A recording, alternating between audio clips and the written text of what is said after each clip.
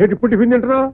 ఇప్పుడే లేచావా? ఎప్పుడో లేచాగానే ఆ వేళ అమ్మాయి పుట్టినరోజుకి వచ్చావు, మళ్ళీ లోపల కనపడలేదు. ఇప్పుడు వచ్చావు మళ్ళీ, ఏమైపోయావు? ఏం లేదురా, అబ్బాయి ఐపీఎస్ ట్రైనింగ్ అయ్యి ఏసీపీ అయ్యాడు. అదే assistant commissioner of police. Very good, very good.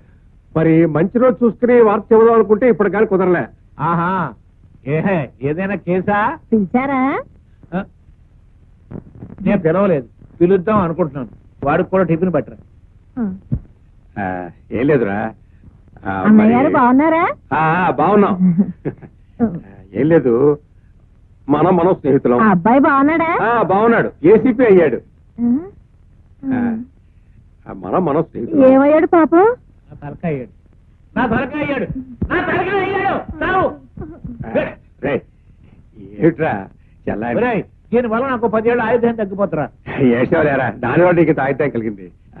ఏం లేదు, మనం స్నేహితులం. నీకు ఒక గానొక కూతురు, నాకు ఒక గానొక కొడుకు. మరి వాడిద్దరికి ముడుముళ్ళు వేసేసాం అనుకో, మనం స్నేహితులం కాస్త ఈంకులు అయిపోతాం. సారీరా, జడ్జిమెంట్ అయిపోయాక కోర్టుకు వచ్చావు. అమ్మాయికి పెళ్లి ఖాయమైపోయింది. వరుడు సుప్రీంకోర్టు లాయర్.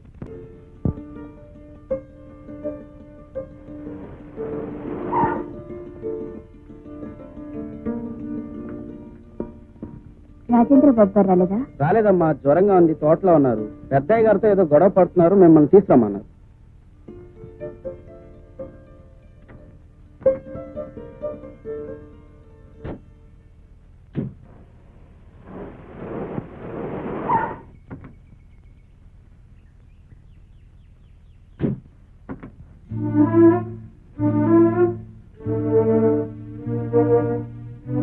మా అబ్బాయి పిలిపించలేదు, నేనే పిలిపించాను.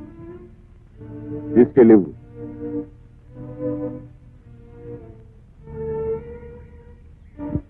ఏమిటిది? నష్టపరిహారం. దేనికి?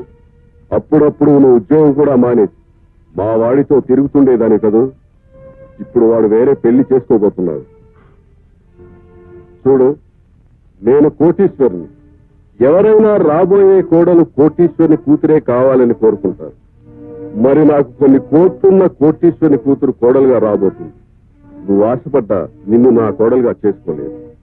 అందుచేత నువ్వు ఇబ్బంది పడొద్దు, మా వాడిని ఇబ్బంది పెట్టద్దు. మరింకెప్పుడు మా వాడికి కనిపించొద్దు. ఇదిగో మాట, కోపంగా వెళ్తున్నావా లేక నువ్వు చెప్పేదేంటి నేను వినేదేంటి అని వెళ్తున్నావా? అదేదో చెప్పెళ్తే మంచిది. మీ అబ్బాయి గారితో చెప్పండి, ఆయన ఏం చేయమంటే అది చేస్తాను. వాడిని ప్రతిమాని ఒప్పించే పొజిషన్ కాదు నాది.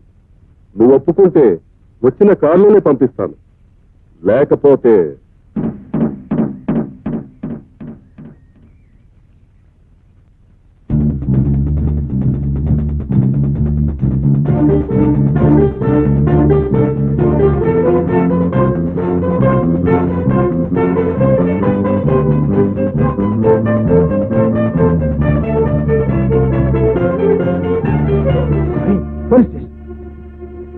ఏమండి? ఏమిటమ్మా, ఏమైంది? పోలీస్ స్టేషన్కి వెళ్ళిందా? కంప్లైంట్ ఇచ్చిందా? ఏమని? అప్పుడు నిన్ను పెళ్లి చేసుకుంటానన్న ఆధారాలు ఏమైనా ఉన్నాయా? ఉత్తరాలు ఫోటోలు తప్ప ఇంకేం లేవండి. అవి చాలమ్మా. ఈ పెళ్లి అతని తండ్రికి ఇష్టం లేదని, నిన్ను చంపించడానికి ప్రయత్నం చేశాడని, నీకు రాజేంద్రబాబుకి పెళ్లి జరిగేలా చూడమని కోర్టు వారికి అర్జీ పెట్టుకో. న్యాయస్థానం నీకు తప్పకుండా న్యాయం చేస్తుంది. థ్యాంక్స్ అండి. మా ఇద్దరిది ఒకే అడుగు, మా ఇద్దరికి ఒకే కొడుకు. అడుగులో అడుగు వేసుకుంటూ ఒకే కొడుకు కింద ప్రయాణం చేసేవాళ్ళు.